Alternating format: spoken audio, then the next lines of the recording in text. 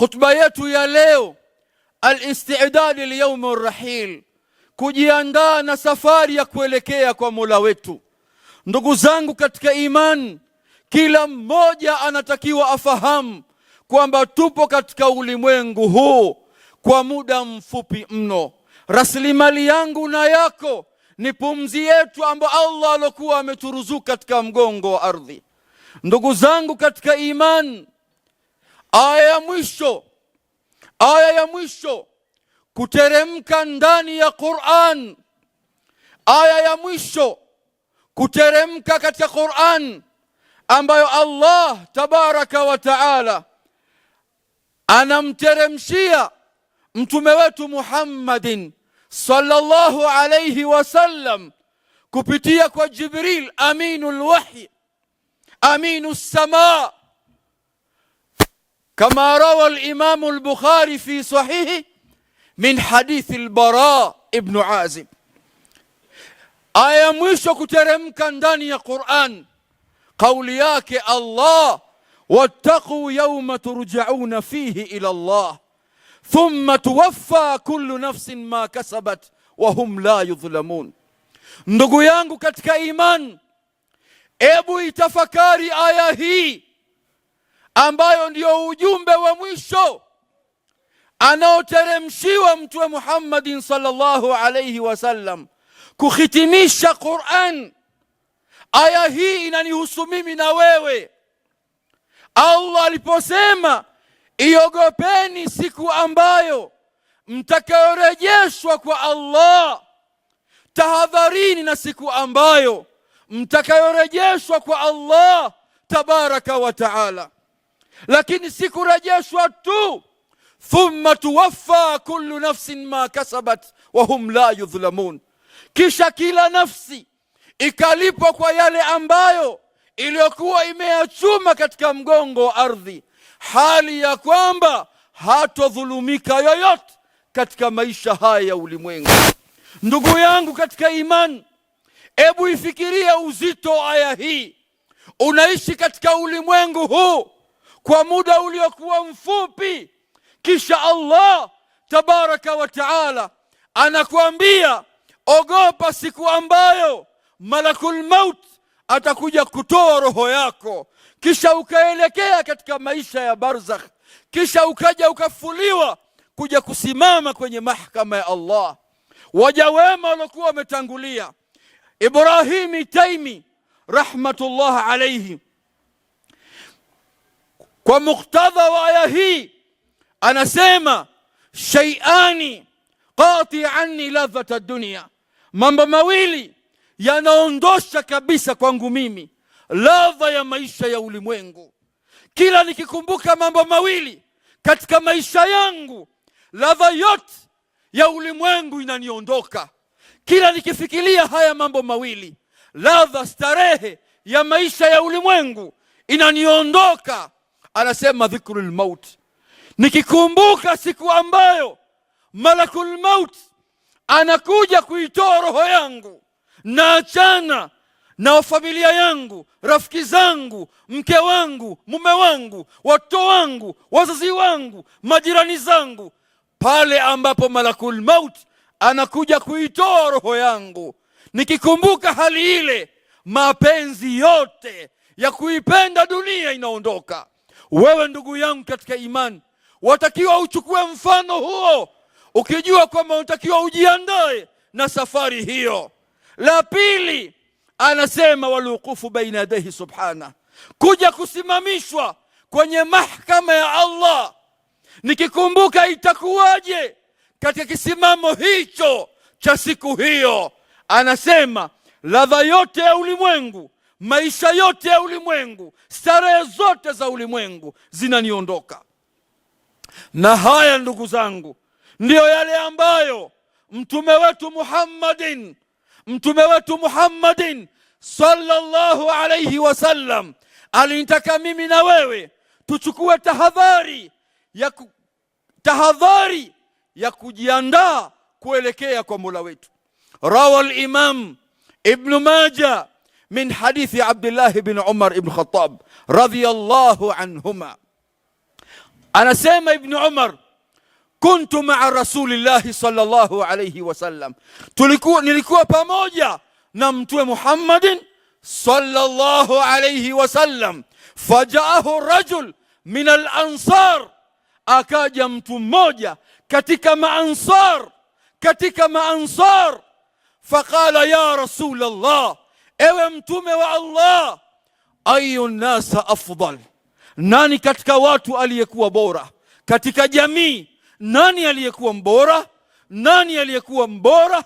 Faqala alayhi salatu wassalam, mtume akasema ahsanahum khuluqa, ni mtu ambaye mwenye tabia iliyokuwa nzuri. Mwenye tabia iliyokuwa nzuri, bila shaka mtu huyu anakuwa ni mwema, anakuwa ni bora katika jamii. Faqala ya Rasulallah, ayu lmu'minina aqyas, nani katika watu aliyekuwa ana akili? Aliyekuwa ana akili.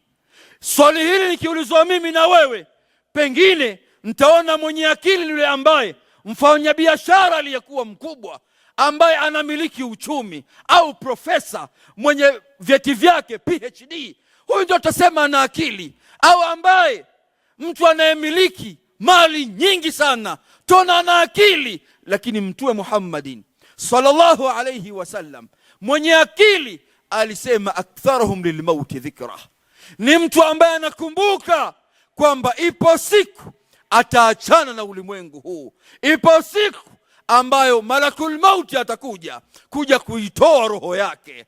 Huyu ndio mtu ambaye mwenye akili. Wa ahsanahum lima ba'dahu isti'dadan, na akajiandaa na safari ya kuelekea kwa Mola wake, safari iliyokuwa nzito, safari iliyokuwa ngumu, safari ambayo la yathbutu illa man thabatahu Allah, hakuna anaweza kuwa na uthubutu wala ujanja ila kwa taufiki yake Allah peke yake. Kila mmoja miongoni mwetu anapaswa, ndugu zangu, amuombe sana Allah katika maisha yake nyakati zote, ili Allah amruzuku, ampe mwisho uliokuwa mwema.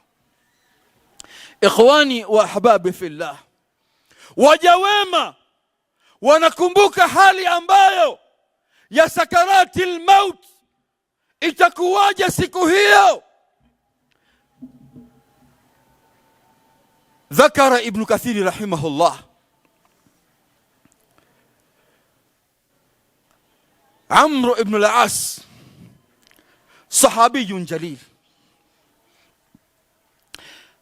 alikuwa anatamani sana akutane na mtu amuhadithie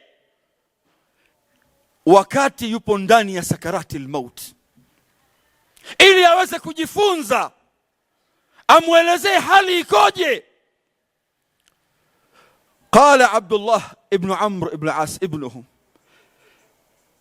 ya abatah, ewe baba yangu, kunta taqulu daiman laitani alqa rajulan aqilan, laiti nikakutana na mtu ambaye mwenye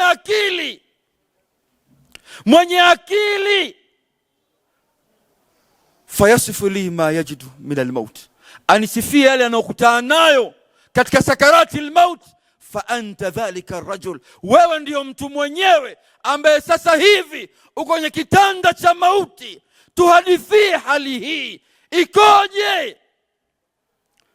Faqala ya bunayya, ewe kijana changu, wallahi, naapa kwa Allah, laka anna jambi fi takht, mfano nilokuwa nao hivi sasa, kama vile ambavyo ubavu wangu uko kwenye tandiko la mauti, katika hali iliyokuwa ngumu. Kaanni atanaffas fi sami al-ibra, mfano wake wa hali nilokuwa nayo, pumzi zimekata, navuta pumzi kana kwamba inatoka katika tundu la sindano, kwa hali nilokuwa nayo. Kaanna, anaambia mfano, lakaanna ghusnu shauk yujarru bihi min qadami ila hamati, kwa hali nilokuwa nayo sakarati al-maut na machungu ya maut, mfano wake ni kana kwamba katika mwili wangu kumejaa kila sehemu mti ambao wenye miba kuanzia utosini mpaka kwenye unyayo. Kisha anakuja mtu anavuta mti ule, nyama zinachambuka. Hii ndio hali mwanangu ambao ninaohisi hivi sasa. Wewe ndugu yangu katika imani, umejiandaa na hali hii ya sakaratil maut, ili na haina budi, lazima utakutana nayo. Ni ahadi ya Allah kwangu na kwako. Allahumma hawina alaina sakaratil maut. Ndugu yangu katika imani, sio hivyo tu, Allah anataka tujiandae na maisha ya kaburini, ambao mimi na wewe leo hata ukifika makaburini huna hofu tena. Dunia imetutawala, tunawazika wapendo wetu, jamaa zetu, marafiki zetu, unawafikisha makaburini, lakini wakati huo pengine una simu, una chati wakati mtu anazikwa pale. Uko ndani ya nyumba ya msiba, pengine pale uko pale unasengenya, unaongea mambo ya haramu. Ndugu yangu, hivi fikiria wakati ambapo mtu anabebwa katika mabega ya wanamume, anapelekwa makaburini. Hivi itakuwaje wakati siku hiyo wewe ndio muhusika ambaye unayebebwa kupelekwa makaburini? Rawa al-Imam Ahmad min hadithi Bara ibn Azib radhiyallahu anhu, Mtume Muhammadin sallallahu alayhi wasallam anasema, Bara ibn Azib, jalasa Rasulullah sallallahu alayhi wasallam ala shafiri alqabr, Mtume aliketi pembeni ya kaburi kule wakati sahaba wake anazikwa. Yuko pembeni, kukaa juu ya kaburi haram, kaketi pembeni, anaangalia yule ambaye anayezikwa, sahaba wake anaangalia kaburi, anaangalia hali ilivyo. Fabaka hatta bala thara, akalia Mtume Muhammadin sallallahu alayhi wasallam kwa hali ile. Anamuona mwenzake, rafiki yake, sahaba anawekwa ndani ya monandani vile, analia mpaka machozi yanadondoka, yanagusa kwenye ardhi. Anawageukia masahaba, anawaambia, ya ikhwani, enyi ndugu zangu, limithli hadha faiduhu, mfano wa ndugu yenu huyu, mfano huu ambao leo mpo hapa, na nyinyi jiandaeni na safari hii iliyokuwa ngumu, safari ambayo la yaslim illa man salamahu Allah. Jiandaeni na hali hii. Wewe ndugu yangu, umeshafika makaburini, ukaiangalia hali ya kaburi, ukaliangalia kaburi jinsi lilivyo, kisha pale huwaidhiki. Utawaidhika katika jambo gani? Amelia aliyekuwa mbora, kipenzi cha Allah, anatokwa machozi kwa hali ya kuona kaburi. Wewe upo katika uwanja wa makaburi, unamzika ndugu yako Muislamu mwenzako, lakini huna habari yoyote, hushtuki, moyo wako hushtuki. Waja wema walifika pale katika viwanja vya makaburi. Uthman ibn Affan amebashiriwa pepo akiwa anapita katika mgongo wa ardhi, na sote hatuna shaka kwamba Uthman ibn Affan huwa min ahli aljanna, ni mtu wa peponi. Uthman ibn Affan alikuwa hali msikitini sana, hali barabarani, analia. Anapofika kwenye viwanja vya makaburi analia sana, kama rawa al-Imam Ibn Majah fi sahihi. Anaambiwa, tudhkaru janna wan nar la tabki wa tabki min hadha, mbona inatajwa habari ya pepo, habari ya moto, unalia lakini hulii kama unavyoona kaburi hapo. Kitu gani kinakufanya hivyo? Wanamuuliza Uthman ibn Affan, anasema, kwa nini silie? Na nimemsikia Mtume Muhammadin sallallahu alayhi wasallam anasema alqabru awwal manazil akhirah, kaburi ndio nyumba ya mwanzo kabisa ambayo mwanadamu anashukia kuelekea kwa Mola wake. Wewe unaona shimo tu, hujali. Ndio maana qila li ahad min as-salaf inna fi dafn al-mayt al-ibra, hakika katika kuzika maiti kuna mazingatio makubwa. Qala bal al-qabr al-farigha akthar al-ibra, kaburi ambalo limechimbwa hajazikwa mtu pale linatisha zaidi kushinda lile ambalo alokuwa amezikwa mtu. Anasema kwa nini? Anasema kwa sababu kaburi ambalo liko tupu, kaburi hilo limeandaliwa kwa yule ambaye anaishi baina yetu. Hatujui ni mimi au wewe, nani ambaye anayetangulia hapo. Inawezekana wale ambao mmekwenda kuzika ndio pale ambapo hujui anayekuja kufata ni nani. Anasema hilo ndio lenye kutisha zaidi. We uko makaburini, huwaidhiki, huogopi, utaogopa kwa jambo gani? Hiyo ndio hali, ndugu zangu katika imani. Wanasema wanazuoni, lau wafaqahu Allah, kama Allah anakuwafikisha ukampeleka ndugu yako makaburini, watara bi ummi ainaik, na ukaona kwa macho yako mawili, kaifa yarmuna turaban alayhi, jinsi gani watu wanavogombana, wanavoshangilia, kwa maana kila mmoja naomba koleo, naomba jembe, waingize mchanga mule.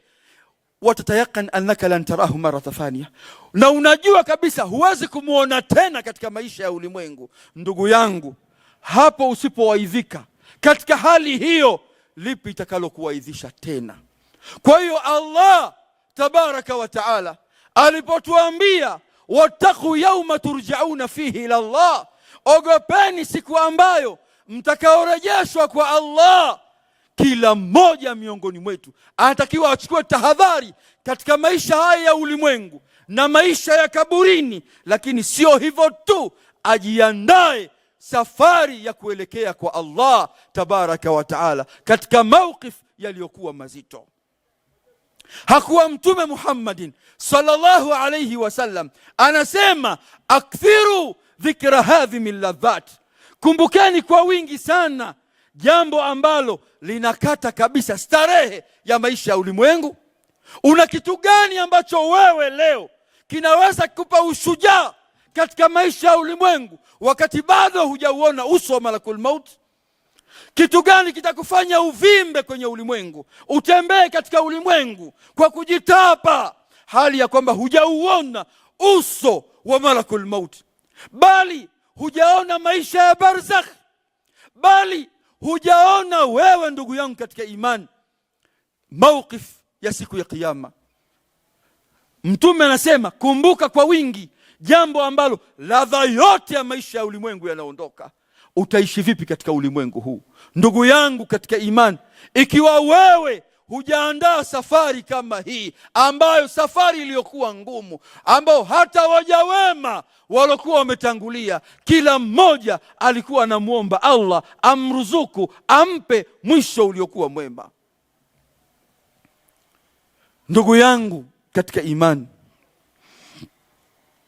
Harun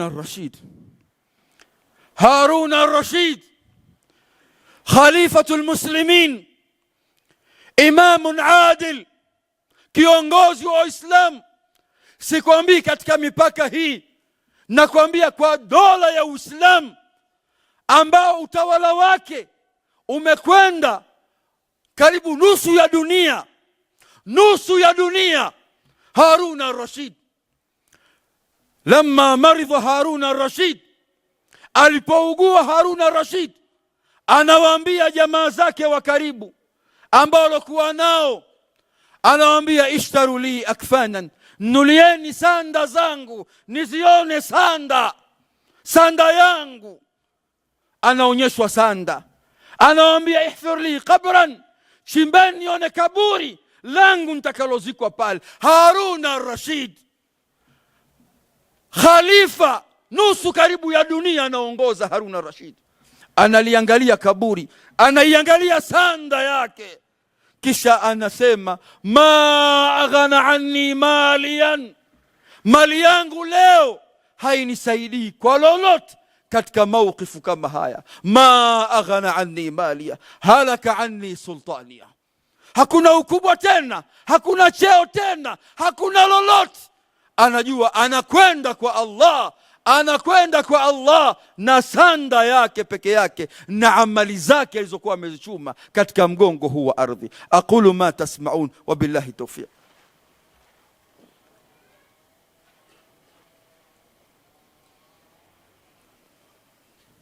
Alhamdulillahi wahda wassalatu wassalamu ala man la nabiyya ba'da wa ala alihi wa ashabihi wa man wala, amma ba'd. Ndugu yangu katika imani,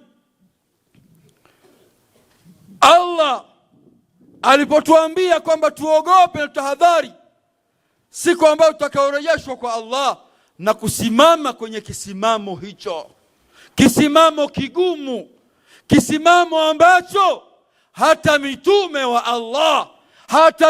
wa Allah waliogopa siku hiyo, kama hadithi ya Abi Hurairah radhiyallahu anhu, hadithi ya shafa'a.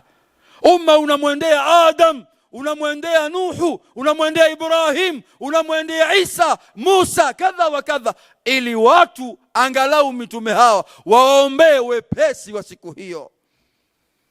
Allah anasema iogope siku hiyo. Itakuwaje siku hiyo iliyokuwa ngumu, siku ambayo Allah katahadharisha nayo? Anasema Hasan Basri rahimahullah, aisaru nasa hisaban yawma alqiyama alladhina hasabu anfusahum fi dunya fawaqafu inda humumihim wa a'malihim fa in kana alladhi hammu lahum bihi madaw wa in kana alayhim amsakum. Wale ambao Allah atawapa wepesi siku hiyo ni wale ambao waliitabikisha aya hii katika maisha ya ulimwengu. Wepesi wa hisabu yao ni wale ambao walihisabia nafsi zao katika maisha ya ulimwengu, wakachuja lipi wafanye, lipi waache.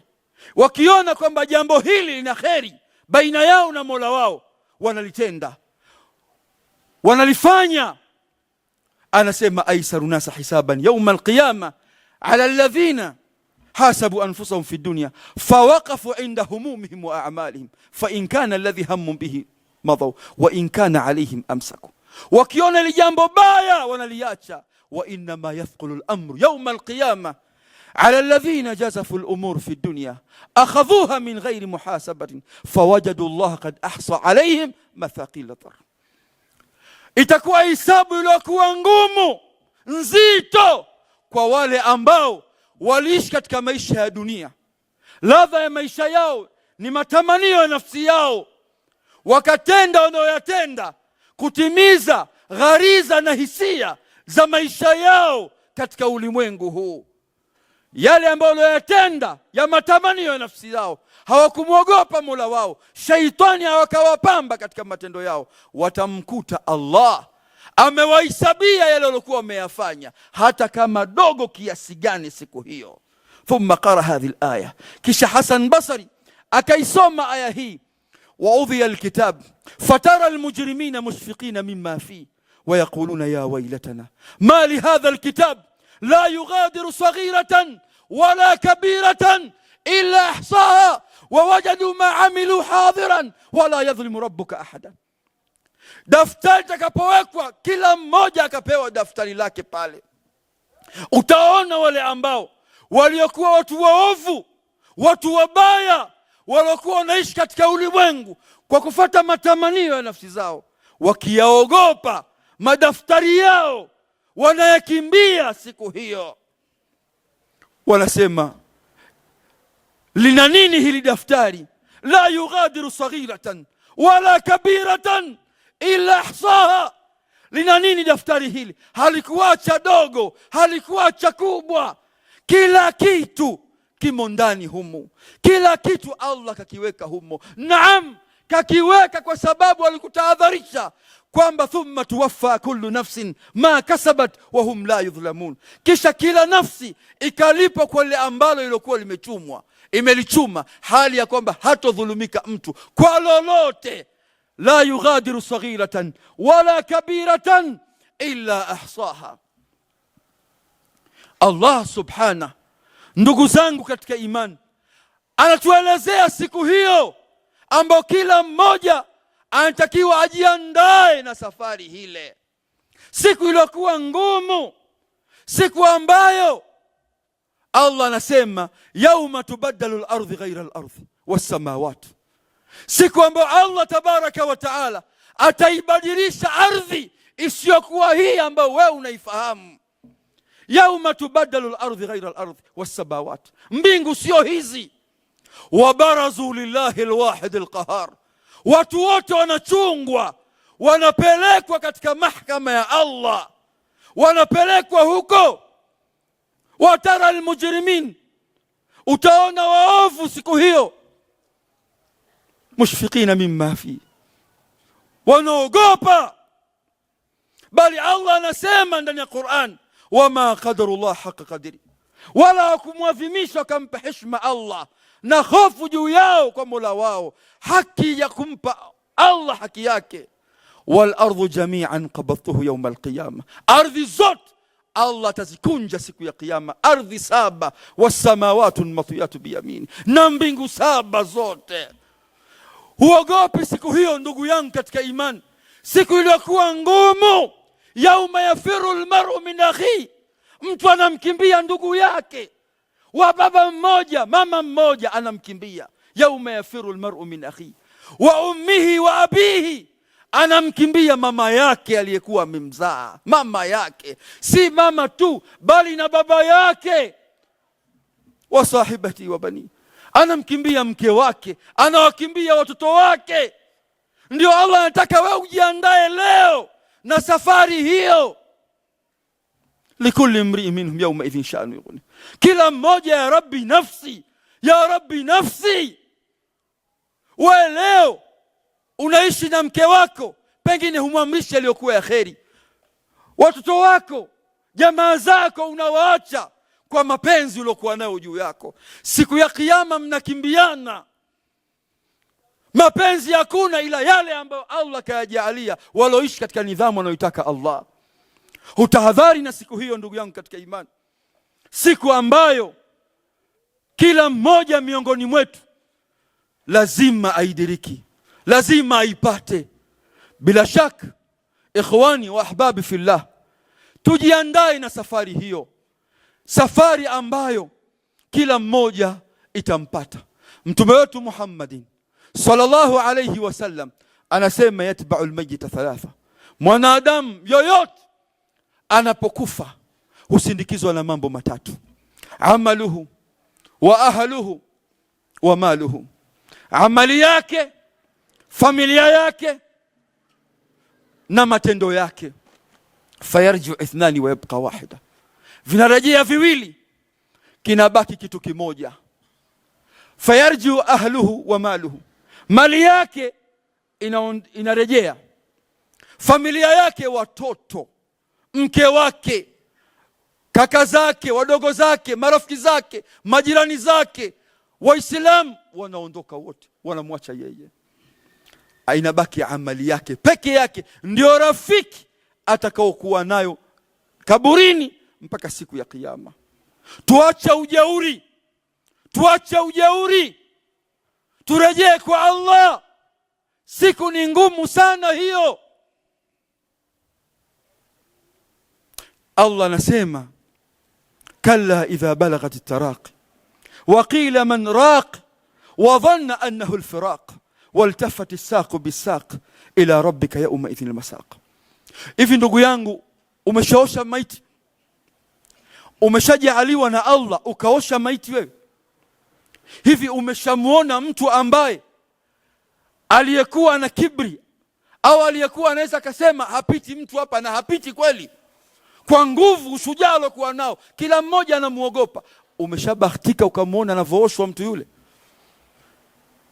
Mtu ambaye anavuliwa nguo ambazo zile ambazo alizokuwa amezivaa, anawekwa pale, hana lolote, yeye anaamriwa tu, watu wanamshika pale, wanammwagia maji, wanamkosha. Umeshashuhudia mtu wakati wa kumosha maiti?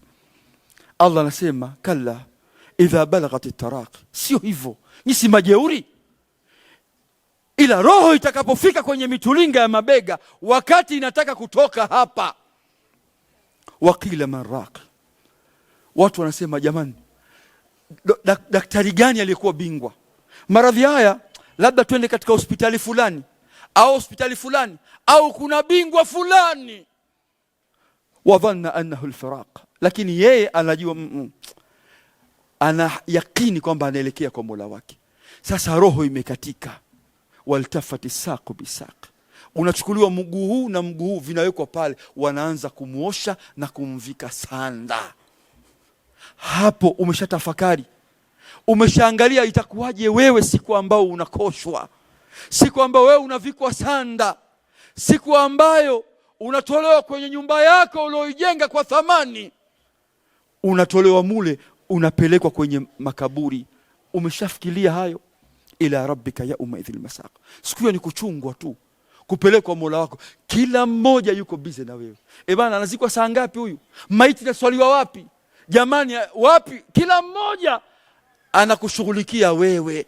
Pengine ndugu zangu, kuna watu wanataka wakuondoe kwenye ardhi hii ukazikwe haraka, sio kwa sababu ya mapenzi tu. Pengine wengine wana kazi zao, wanataka wakazimalizie, wanakuona wewe unawapotezea muda, wanataka kuondoe kwa haraka tu, wana mambo ya kuwashughulisha. Jiandae ndugu yangu katika imani. Namuomba Allah tabaraka wa taala atujalie, atupe mwisho uliokuwa mwema, aturuzuku mwisho uliokuwa mwema. Ndugu zangu, safari haina mjanja. Kwa mimi mjanja, yataka taufiki ya Allah, maombi kwa Allah, Allah atupe mwisho uliokuwa mwema. Hakuna mjanja kwenye ulimwengu ila yule ambaye anakubali kubadilika, akatubia kwa Mola wake, akaelekea kwa Allah akiwa Allah amemridhia. Ndugu zangu katika imani, tuna tatizo la ukame katika nchi yetu. Kila mmoja miongoni mwetu tumombe sana Allah ajaalie kuna Ijumaa ya kheri hii, na kuna watu wengi wa kheri. Sehemu zingine kule mvua zimekataa. Tumombe Allah tabaraka wa taala atutelemshie mvua katika mji wetu, angalau mvua hiyo ndugu zangu katika imani iwe kheri kwetu sisi sote. Kila mmoja amombe Allah. Allahumma inna Allaha wa malaikatahu yusalluna ala nabi ya ayyuhalladhina amanu sallu alayhi wa sallimu taslima. Allahumma a'izz al-islam wal muslimin wa adhill ash-shirka wal mushrikin wa dammir a'da'aka a'da' ad-din. Allahumma askina ghaythan, Allahumma askina ghaythan mughithan mari'an nafi'an ghayra dhar. Allahumma askina ghaythan, Allahumma askina ghaythan mughithan mari'an nafi'an غير ضار يا أرحم الراحمين يا أرحم الراحمين. اللهم اسقنا غيثا، اللهم اسقنا غيثا، اللهم اسقنا غيثا مغيثا مريئا نافعا غير ضار يا أرحم الراحمين يا أرحم الراحمين. Ewe Allah, tunakuomba kwa huruma zako na taufiki yako, tunakuomba ewe Allah, teremshie mvua ya Allah. Ewe Allah, la tuadhibna ya Allah, usituadhibu ya Allah bima faala sufahau minna, kwa mabaya wanayofanya watu wengine. Ewe Allah, tuteremshie mvua, teremshie mvua ya Allah birahmatika ya arhamar rahimin. Walhamdulillahi rabbil alamin.